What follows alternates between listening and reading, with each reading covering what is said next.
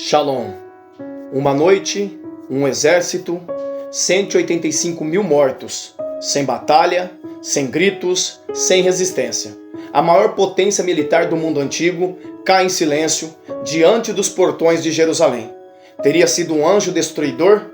Uma peste invisível? Ou uma reinterpretação teológica de um colapso natural? Prepare-se.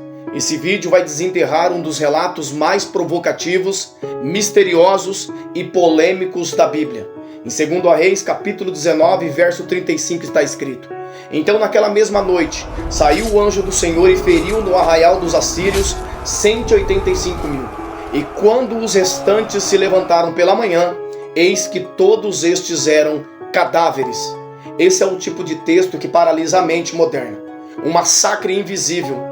Uma morte coletiva e súbita. O que aconteceu aqui? O ano é 701 a.C.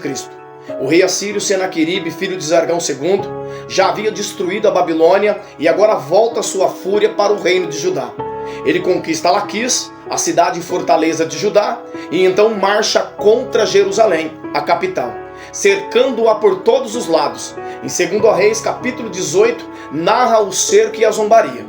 Não confie no Senhor dizendo que Ele os livrará, que Deus de qualquer nação foi capaz de impedir o rei da Síria.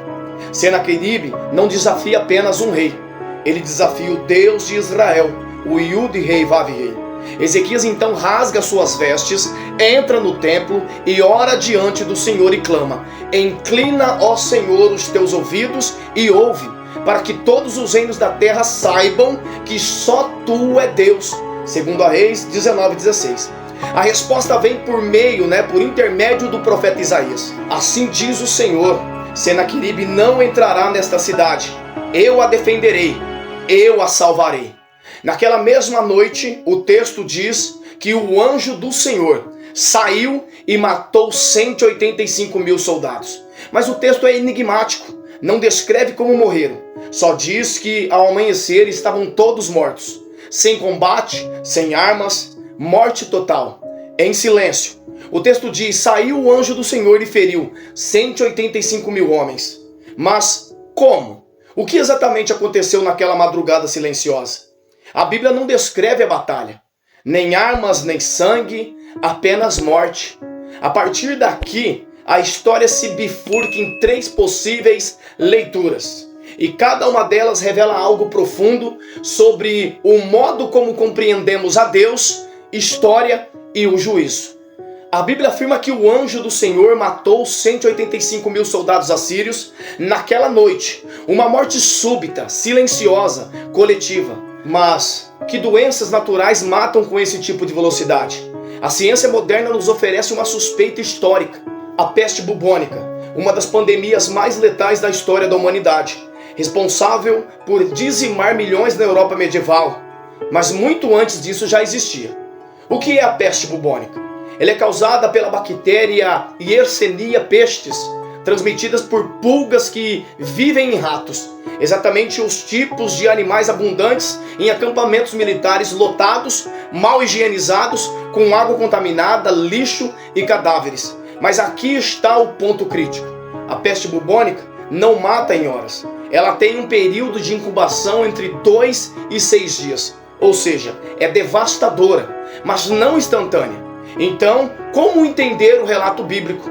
Naquela mesma noite, se a peste foi um instrumento usado por Hashem, como explicar o cronograma? O texto bíblico pode estar usando a expressão naquela noite como um símbolo teológico, não como um marcador cronológico literal. Talvez a praga já estivesse agindo silenciosamente há dias. E naquela mesma noite, o clímax veio como uma avalanche invisível de juízo. Os autores sagrados condensam esse momento num único marco, a noite do agir divino. A Bíblia não é um prontuário clínico, é uma teologia da história.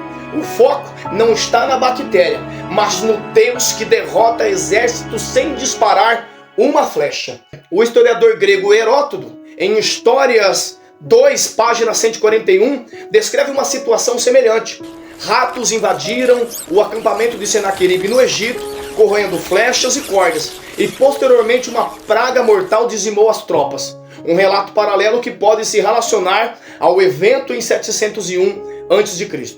Outras possibilidades: a intoxicação alimentar coletiva, o envenenamento de fontes de água, uma praga hemorrágica mais agressiva.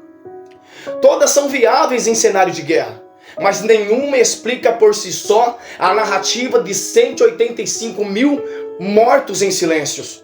A peste bubônica pode ter sido um instrumento invisível, mas o autor bíblico vê algo além da microbiologia. Ele vê o dedo de Deus e o chama de anjo do Senhor. Na Bíblia, a noite não é só ausência de sol, é um cenário de juízo súbito, da visita de Deus ao orgulho humano. E nesta noite, os exércitos da maior potência militar da época foram varridos como poeira. Hipótese de número 2, motim, caos e colapso interno. Outra possibilidade é o colapso humano, de dentro para fora. Imagine um exército imenso, cansado, longe de casa, cercando uma cidade que não se rende.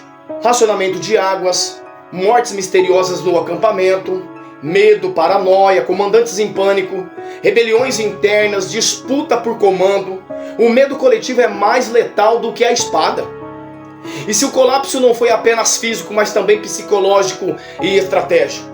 Os próprios soldados podem ter matado seus líderes, grupos inteiros podem ter fugido em desordem, a cadeia de comando se rompeu, a estrutura de um império desmoronou em silêncio, e os sobreviventes chamaram de castigo dos deuses aquilo que começou como um colapso humano. Hipótese de número 3, a camada até o espiritual, O anjo como juízo. Talvez tudo isso esteja errado, ou certo, mas incompleto, porque há uma terceira leitura, a que não se preocupa com os detalhes da morte, mas com o seu significado. Na Bíblia, Deus age por meios visíveis e invisíveis. O anjo do Senhor nem sempre vem com a espada flamejante. Às vezes, ele vem com uma doença, um colapso, um temor coletivo, um sopro de vento. O texto hebraico é intencionalmente ambíguo. Não diz como o anjo matou, porque o objetivo não é descrever o evento, mas revelar o agente. O foco não é o como, é o quem e o porquê.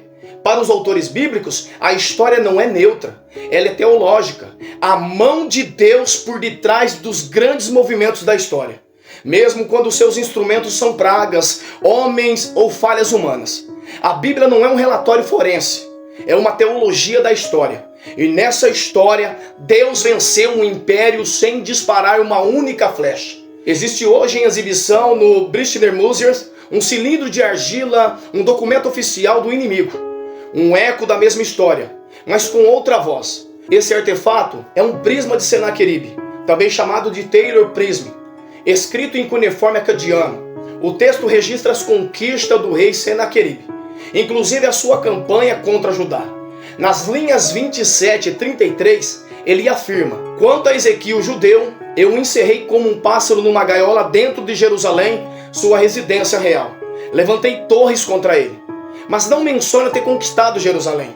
Não há relato de história, nenhuma menção de tomada, nenhuma humilhação formal. Para os assírios omitir uma vitória era impensável.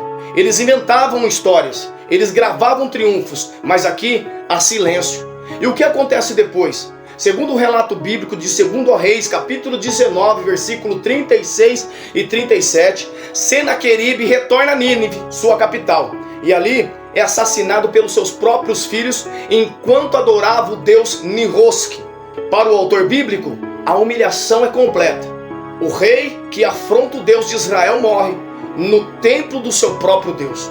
O foco do texto não é descrever um milagre espetaculoso, mas revelar a soberania de Deus diante da arrogância dos impérios. Como no Egito, Deus derrota um império inteiro sem precisar da força de Israel. É um padrão de Deus lutar por um povo, mesmo quando este é fraco. Foi um anjo, uma praga, um colapso militar. Talvez o mundo veja causas, mas o céu viu propósito. Foi Deus agindo, julgando, salvando. Naquela noite, Jerusalém dormiu com medo e acordou salva. Porque quando Deus age, nem o maior império do mundo consegue levantar da cama. Os exércitos dos impérios perecem, mas o nome do Senhor permanece.